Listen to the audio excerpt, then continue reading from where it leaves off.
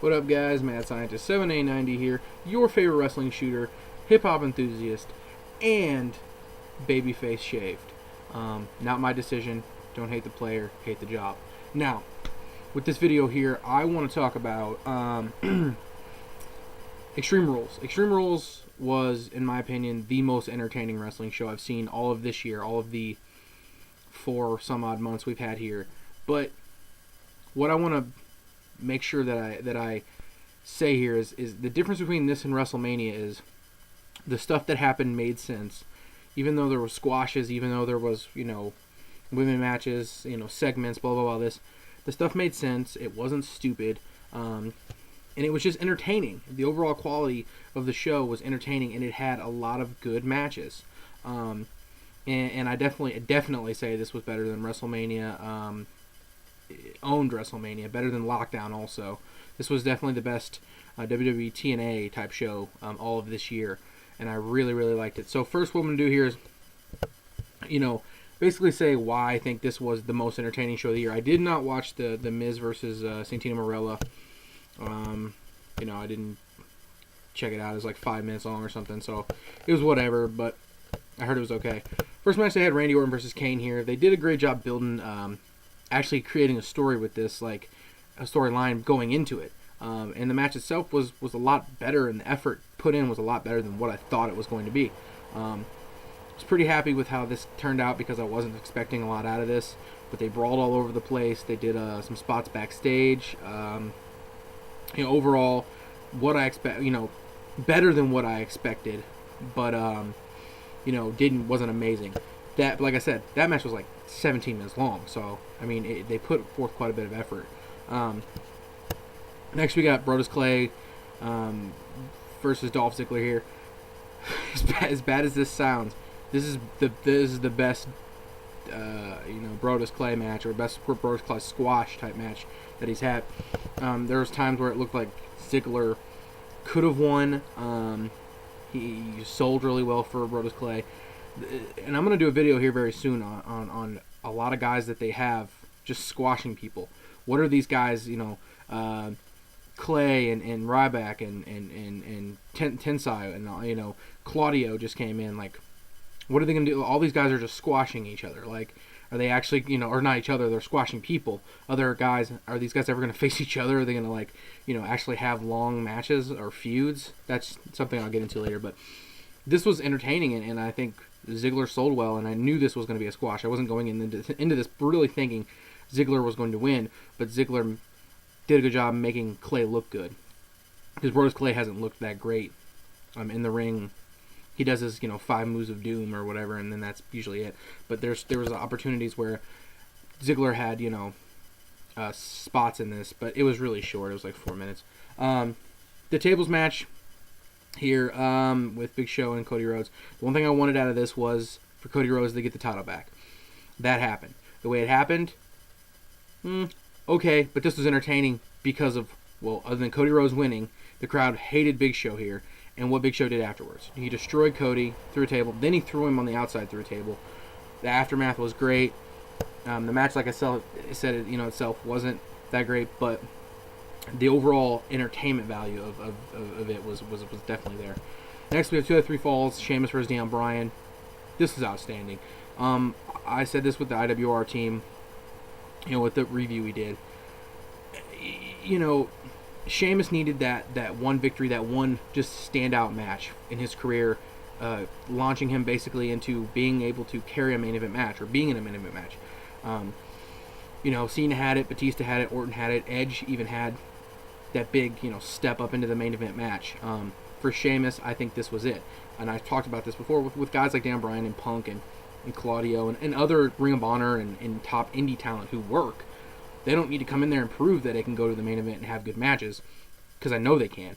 But guys like Sheamus, who is trying to solidify himself as a main eventer to carry a main event match, he definitely did here. Dan Bryan made him look great. Sheamus looked great here, the best he's ever looked in his career, I think. This was the best match of the night, in my opinion. Outstanding, 4.25 stars. Really, really liked it. And definitely, I was going to find it hard to beat, but there's a couple other matches on this this show that pretty damn good also. Ryback versus two jobbers. They cut promos. They're doing this really weird thing with Ryback. They're having guys come out and say they're gonna try to beat Ryback, and then they have people backstage like watching Ryback's matches. I kind of like this. Like, I like the like squash matches are squash matches. Like, dude just goes out there and just beats the shit. Like, some people just sometimes just want to watch dudes just beat up just dudes and just like not have a long match. Like, this to me, then the crowd was chanting Goldberg. It was really funny. He had on some like Rob Van Dam trunks and he looked like Goldberg. It was crazy. Definitely playing this role, but the way he squashes people is just highly entertaining. Like, he just beat the shit out of these guys and just threw them all over the place, and it looked great. He looked absolutely great. Nothing great here with the actual match quality, but still, rolling with that entertainment factor. Did it need to be on the show? Probably not, but who cares? I didn't get up and take a piss break or anything. Like, I was entertained, and I thought it was pretty fucking funny. Actually, I laughed my ass off at most of it. Next we have the Chicago Street Fight here. These guys just tell a great story here with CM Punk and Chris Jericho. And the thing with this is, what I liked about this was they really played it up like a street fight. They both had, jeans on, and they did a lot of brawling spots, and it was really rugged. Like, they didn't try to make it into a wrestling match.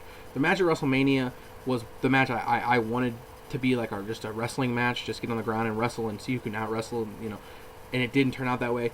Going into this match, what I expected was what I got. And great spots, great, with Jericho picking out, his family and doing stuff like that. The great Shane McMahon elbow spot. Punk getting the clean win here. The crowd's going nuts. About 25 minutes long. Great match. To me, it's hard to say. Both this match and the Sheamus Down Bryan match are really close on par, but I think I like the Sheamus Down Bryan match just a little bit more. I really wasn't expecting it to be near as good as what it was, but this is another great match. Probably 4.25 stars, right under that other match. Next we have backstage. Basically, they say Beth Phoenix can't compete. I guess so. She does have an injury or something. So they just they're basically saying the Bellas are gonna have to still defend the title, or Nikki Bella's gonna have to defend the title. And they're like, oh, it's not. I hope it's not Karma. Which after the crowd heard that, they wanted Karma instantly. But it was returning Layla. Let me tell you what here. Layla looked fabulous in this match. Like, the match was like 3 minutes long, close to 3 minutes long. And that's how all the women's matches are. But I was entertained by Layla in this match. Like, I was just enamored with how comfortable and how much better she is in the ring. Like, it's ridiculous how good she's gotten the time she's been off. Like, I did not expect her to be that great in the ring, and it totally blew my mind. How much better she looked and how comfortable she was in the ring. And she wins the title here. I'm guessing, I don't know if Beth was really hurt, or the plan was to just put it on one of the Bellas and then have them lose it to Layla. They didn't want Beth to lose it. I don't know what the plan was, but I enjoyed this. No piss break there either. Entertained. Lesnar comes out for this next match, the main event, Lesnar versus John Cena here, and I was pretty man, he's gonna come out in his MMA gear, and I didn't buy it. I just was this is just really bizarre. And Cena came out and they did this really weird match. You hear that?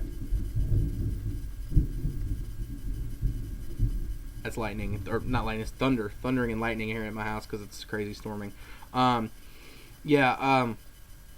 This was nuts. I did not expect what the way this match went.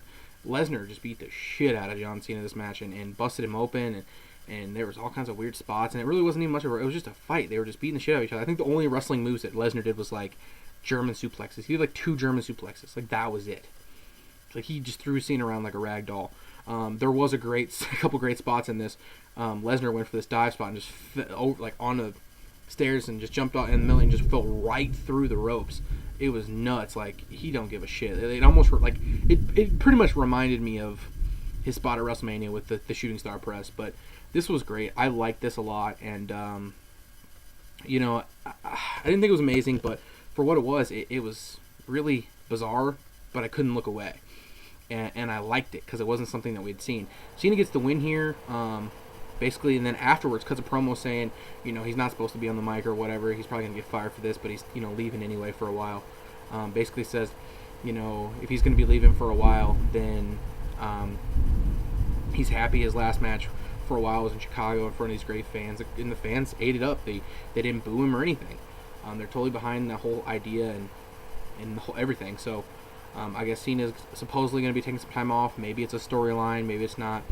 But the main thing I wanted to get over with this, like I said, Extreme Rules 2012. Extremely entertaining. It is just storming like a mofo here. Yeah, it just everything about it, like, there was a little bit of everything for everybody, and there was great wrestling throughout, and it was different. So I really liked it. Most entertaining show of the year so far. Going to be hard to beat. I laughed. I was entertained. I was, I wasn't bored once. So let me know what you guys think. Was Extreme Rules, in your opinion, is it entertaining as it was for me? 8.5, 8.75 out of 10, somewhere in there. So I'm going to get out of here, guys. Hopefully I don't die in this thunderstorm that's happening right now. I'm going to get out of here. Your favorite wrestling shooter and hip-hop enthusiast, deuces.